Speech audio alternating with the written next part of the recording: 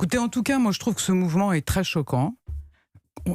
Mettre en difficulté des Français qui veulent partir en vacances, qui veulent aller travailler, c'est clairement pas ce qu'on attend d'un grand service public. Et quand on dit qu'on veut défendre le service public, il faut d'abord penser aux usagers. Moi, je note que c'est ce que le conducteur a fait, celui du train accidenté, et je voudrais rendre hommage à son très grand professionnalisme.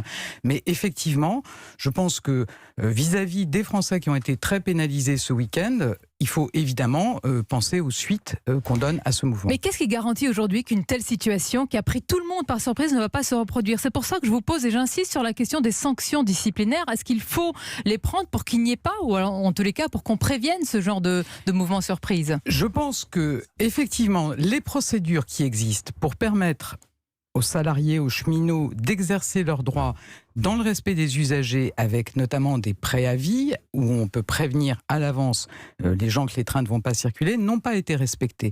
Il y a clairement un détournement du droit de retrait et donc en effet ça appelle des sanctions individuelles pour les agents qui n'ont pas respecté les procédures. Juridiquement, est-ce que ces sanctions sont applicables?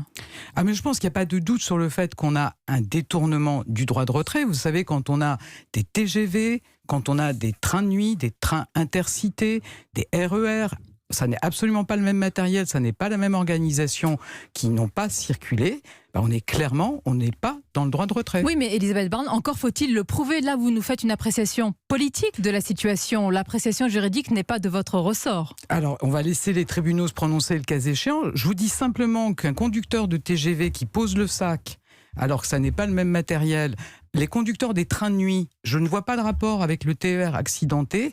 Et donc, effectivement, je pense qu'on n'est pas dans le droit de retrait et que ça